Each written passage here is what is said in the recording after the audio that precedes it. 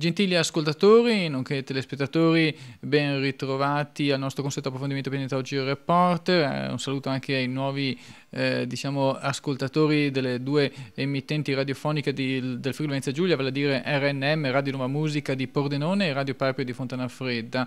Radio Nuova Musica, ricordiamo, fa parte del noto ed importante circuito RTV Conna di Roma. Conna.it, il sito internet, se poi volete vedere potete visionarlo appunto per avere maggiori informazioni. Veniamo al vivo del programma, parleremo di ambiente, delle cementificazioni, riprenderemo due importanti interviste realizzate a Mestre in occasione di un convegno dove si parlava appunto del PAT di Tessera, questa enorme cementificazione che si vuol fare nella parte est della provincia di Venezia, vale a dire nella zona dell'aeroporto Marco Polo. Dunque ascolteremo il professor Michele Boato e Fabrizio Zabeo, rappresentante del comitato Allagati di Favrovento Venezia. A seguire parleremo di ufologia con Pier Giorgio Caria, ricercatore e reportagista, collaboratore anche della famosa trasmissione della seconda rete televisiva della RAI, Voyager. Poi in conclusione, sempre con Pier Giorgio Caria, parleremo delle scie chimiche. Dunque noi ci vediamo al termine, possono partire tutti i nostri servizi. Vediamo insieme. Non è normale che ci siano un giorno così, sabato mattina, io penso più di quasi 200 persone qui dentro. E la sala era pienissima. La sala era pienissima e anche le associazioni che hanno parlato, devo dire che erano quasi la metà delle 43 associazioni che partecipano. Cioè, sono intervenute voci diversissime che fino a qualche mese fa neanche si sognavano di coordinarsi assieme. Adesso abbiamo capito che c'è un bisogno enorme di democrazia.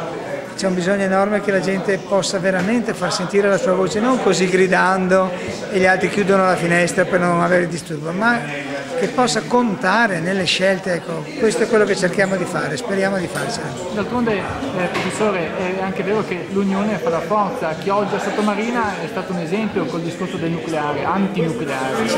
Certo, abbiamo delle battaglie, noi le abbiamo viste. Questa è una battaglia molto difficile, perché ci sono interessi fortissimi in gioco e loro signori continuano a dire che in realtà invece stanno giocando per migliorare la città. Ecco, questo non è proprio vero. Una città come Mestre che è nota in tutta Italia che è tra le più inquinate, e quando è stato realizzato il tram, ad esempio, sono stati eliminati sistematicamente tutti gli alberi che erano secolari. Centinaia.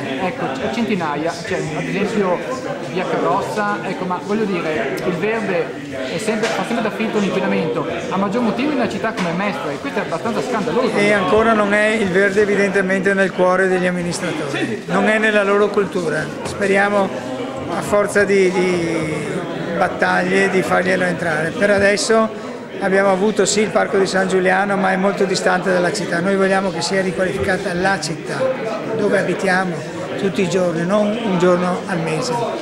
Grazie molto professore, buon lavoro.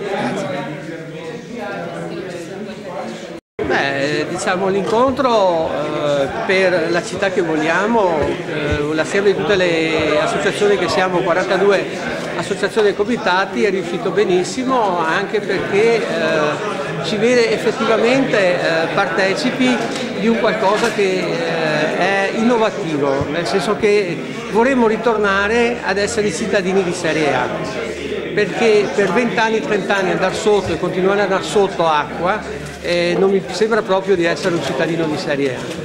E per questo uno dice: ma come, perché lotti o discuti sul quadrante o questo tipo di quadrante di Tessera? Perché non vogliamo che gli allagati, i futuri allagati, va bene, aumentino, e vediamo che con questo quadrante sicuramente gli allagamenti e gli allagati aumenteranno e noi non avremo nessun beneficio. Inoltre, va bene, tutte quelle opere che devono ancora mettere in sicurezza il nostro territorio, perché da 20 anni non si sono fatti i lavori, ecco, i soldi che verranno spesi per mettere, diciamo, per porre questo nuovo quadrante non verranno certo poi rimessi, va bene, dove abbiamo noi le nostre, va bene, in sicurezza, dove ci sono le fogne d'affari o cose del genere. Pertanto noi non è che stiamo politica o cosa altro. Noi diciamo basta gli allagamenti, il problema non è stato risolto, se non solo per il 25%, pertanto il Comune si concentri a fare quei lavori che deve fare e non aumenti con questo quadrante di Tessera le probabilità che altre persone, che altri territori vadano sott'acqua e soprattutto non peggiorino anche le nostre situazioni. Ecco, questo è il nostro motto di essere assieme a tutte queste 42 associazioni, cioè di ritornare ad essere cittadini di serie A e soprattutto che chi è stato eletto dai cittadini lavori esclusivamente per il bene comune dei cittadini e del territorio e non chissà per quali ipotetiche loro fantasie, anche chiamiamole, perché se vogliono una città diversa innanzitutto ricostruiscono la città che c'è, perché noi siamo come se ci fosse passato un bombardamento, allagati, devastati. Marghera è come se fosse bombardata, va bene, senza lavoro, che si concentrino sulle cose che ci sono e debiti non ne abbiamo più bisogno. Ecco, e non sono le cementificazioni nuove che portano risorse, anzi portano ad indebitarci sempre di più. Allora, so che lei è stato a Chicago proprio qualche giorno fa e c'è stato un evento molto importante al quale hanno partecipato, da quello che ho sentito, più di 7.000 persone presenti e altrettante via internet. Ce ne può parlare? Sì. Allora, sono stato ospite a Chicago di un evento molto importante, una conferenza a livello internazionale con molti ricercatori provenienti da varie parti del mondo, Stati Uniti stessi, Messico, Brasile, Italia, c'ero io e il contattato italiano Antonio Urzi, perché il leader degli islamici americani, della cosiddetta Nation of Islam, il ministro Louis Farrakhan, che ha avuto anni fa un'esperienza diretta con questa realtà, ha voluto portare a conoscenza dei componenti della sua grande organizzazione, sono milioni di persone, il fatto, attraverso le prove portate da noi ricercatori, che siamo visitati da civiltà provenienti dall'universo. Questo perché Louis Farrakhan è convinto ed è sostenitore del fatto che le persone comuni devono essere aiutate ad emanciparsi e non tenute sempre come se fossero dei bambini irresponsabili, cioè fare crescere le persone attraverso la conoscenza della verità.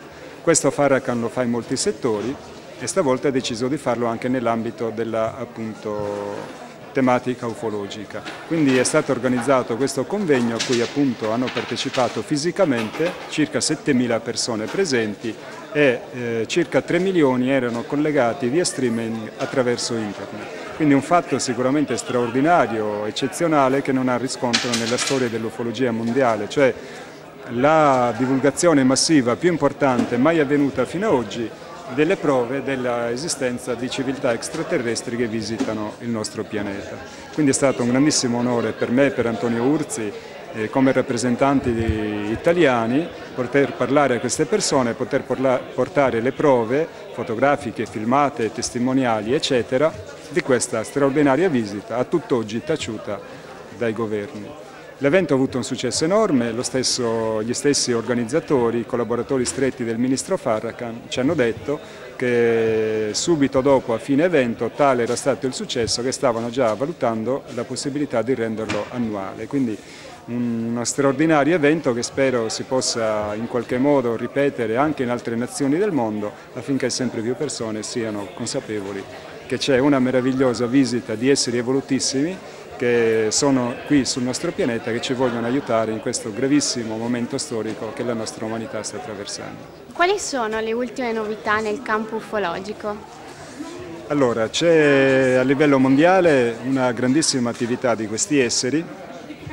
Ogni giorno su YouTube vengono postati tanti filmati, con questo non voglio dire che siano tutti veri, ma sicuramente è una casistica talmente vasta che comunque ci dà il segno che questa attività è sempre in aumento, quindi la profezia maya del contatto cosmico come parte del cambio che sta avvenendo in questo tempo, secondo me i dati ci provano che si sta realizzando. Personalmente sono reduce non solo da questo viaggio americano, ma sono stato quasi un mese in Sud America, sempre in compagnia di Antonio Urzi e di sua moglie Simona Sibilla, e devo dire che abbiamo avuto un numero di avvistamenti a livello personale veramente eclatante, parlo sull'ordine di oltre 10, il che dimostra che questo personaggio, cioè Antonio Urzi, è veramente uno strumento in mano a queste civiltà, che è veramente un contattato che ha il compito di filmare e quindi portare a conoscenza delle persone attraverso le prove fotografiche e filmate che questa presenza è reale. Ripeto, personalmente sono stato coinvolto in questi avvistamenti, ce n'è stato uno che mi ha colpito particolarmente, anzi due per essere esatti. Uno è avvenuto in Uruguay, in una famosa località balneare che si chiama Punta dell'Este, e abbiamo visto un'astronave entrare in mare. È un evento conosciuto a livello casistico, gli esperti e i ricercatori sanno che questo avviene, ma le foto che ha scattato Antonio Urzi di questo evento, cioè di questa nave che entra in acqua, di questa astronave, sono veramente straordinarie, un documento unico nel suo genere. Dopo il viaggio sudamericano siamo stati negli Stati Uniti, appunto a Chicago, per questo importantissimo evento. Dopo siamo andati a New York per questioni legate al lavoro di Antonio Urzi, ma anche dovevamo partecipare a dei programmi televisivi, e siamo andati a visitare il posto dove sono cadute le Torri Gemelle, dove c'è stato l'attentato l'11 settembre del 2001 che tutti conosciamo. Ebbene, pochi minuti dopo essere arrivati davanti al luogo oggi recintato dove sono cadute le torri, è passata una sfera velocissima, una sfera volante, e Antonio ha detto: questo è il segno che tra poco avremo un avvistamento ancora più eclatante. In effetti dopo pochi istanti sono arrivate 3 sfere di luce molto più basse e sono rimaste sopra Ground Zero, il punto appunto dell'attentato, per oltre 20 minuti, cioè siamo andati via per questioni di altri impegni che avevamo, che queste sfere erano ancora lì, ed era una gialla molto bassa e altre 2 un po' più piccole, una azzurro elettrico e una rosso fucsia, quindi un avvistamento eccezionale che ha coinvolto me personalmente, Antonio Urzi ovviamente in quanto contattato, e che prossimamente, nei prossimi giorni, divulgheremo. Cosa ci puoi dire del caso delle scie chimiche? Il fenomeno delle scie chimiche è un fenomeno ancora controverso, nel senso che ancora non sono emerse tutte le spiegazioni che possano in qualche modo completare il quadro del fenomeno a 360 gradi. Vi sono varie teorie, ne elenco alcune, non tutte. Allora, una prima teoria è quella che queste scie chimiche distribuiscano nell'ambiente degli elementi tossici, tipo metalli pesanti, che vanno a inquinare quindi non solo l'ambiente ma anche le falde acquifere, gli alimenti e così via, quindi creando dopo nella popolazione una ripercussione nell'aumento di malattie e di determinate patologie. Nell'ambito di questo materiale che viene distribuito a livello aereo c'è sicuramente il tentativo del controllo del clima, perché vediamo che una volta che queste scie sono state distribuite, a volte secondo proprio precisi reticoli geometrici, vediamo un aumento della nuvolosità talmente efficace da riuscire a coprire tutto il cielo, quindi c'è sicuramente un effetto di manipolazione del clima. Un'altra ipotesi plausibile è quella che grazie alla presenza di questi metalli pesanti, ad esempio l'alluminio, di queste particelle di metalli, si renda una migliore conducibilità a livello dell'aria in relazione a determinate onde che vengono usate in trasmissioni o in esperimenti militari, legati, dicono molti ricercatori, all'esperimento HAARP, che è un particolare esperimento che viene fatto da anni dai militari in relazione alle scoperte fatte dal famoso scienziato Nikola Tesla. Un'altra ipotesi è quella che il potere, in effetti non si sa realmente chi siano coloro che danno l'ordine che questo fenomeno venga posto in essere, chi lo finanzi, chi lo comandi, chi lo diriga, non si sa tutt'oggi se siano gli americani, gli italiani o chi, è tuttora un mistero, ma che sia fatto anche per distribuire nell'atmosfera dei prodotti chimici che in qualche modo abbiano un effetto depressivo sulla popolazione, che causino un aumento delle infermità per scopi che sono sicuramente legati al controllo delle masse. Quindi il fatto che le masse siano più depresse, siano più malate, sicuramente le rende più inermi e meno reattive di fronte a tutti gli scandali di cui il potere si sta macchiando le mani. Ecco, queste secondo me sono le principali ipotesi. Una cosa che mi sento di dire, di lanciare questo sasso nello stagno di tutte le ipotesi sulle scie chimiche, è che molti pensano che con le scie chimiche si riesca, cioè i militari siano ormai riusciti a costruire l'arma finale che controlla il clima. Io credo che non vi siano arrivati, cioè che i militari a tutt'oggi non sono assolutamente in grado di controllare il clima, tantomeno di provocare a volontà dei terremoti, ma se questo potesse essere in qualche modo possibile, io penso che interverrebbero delle forze esterne al nostro pianeta per impedire che questi poteri arrivassero ad usare questo tipo di armi. Grazie. Riprendiamo da studio, ringrazio naturalmente tutti i nostri amici che ci hanno voluto rilasciare queste informazioni molto importanti sia per quanto riguarda la parte relativa all'ambiente con il professor Michele Boato, Fabrizio Zabeo e poi per quanto riguarda il campo dell'ufologia, molto interessante quest'ultimo che approfondiremo anche prossimamente, mi riferisco a Pier Giorgio Caria.